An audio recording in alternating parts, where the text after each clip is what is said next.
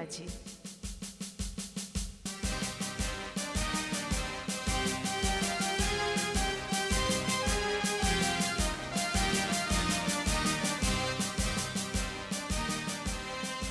প্রিয় নেতাজি, অনেক দিন ধরেই তোমাকে চিঠি লিখব ভাবছিলাম, কিছুতেই আর হয়ে উঠছিল না।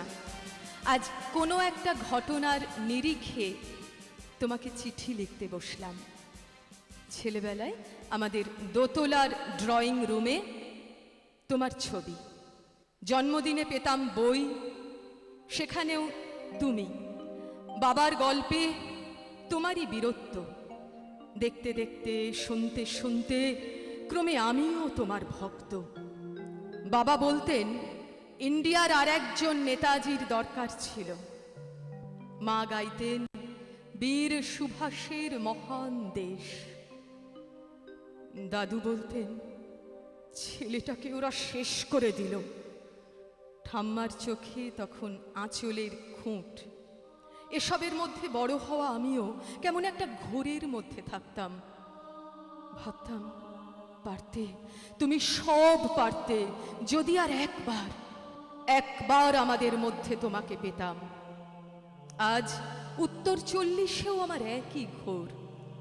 তুমিই পারতে, কেননা দেশের মাটিতে দেশপ্রেমের মতো জোরালো একটা ঝাঁকুনি দেবার ক্ষমতা তখন আর কারো ছিল না। এখনো আছে কি?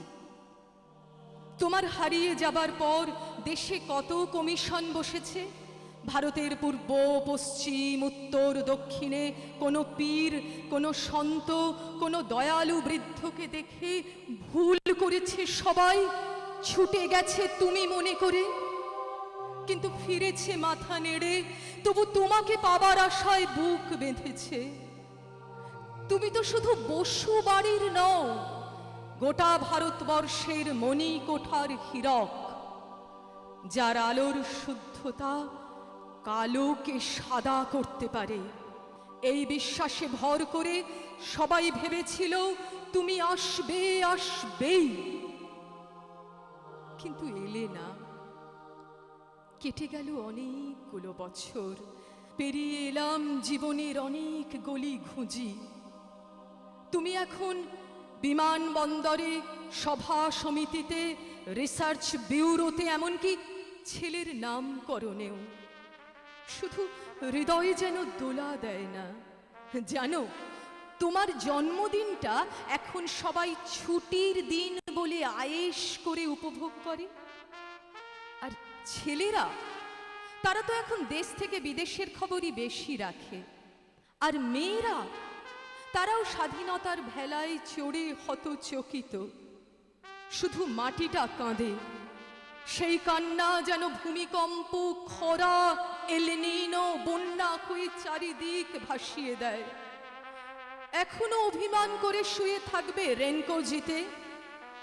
আজ যখন ঘাড়ের ওপর AK-47 নিঃশ্বাস, রক্তের হরি খেলা ধর্মের জিগিরে, তখন শোনাও সেই আওয়াজ, আমি সুভাষ বলছি।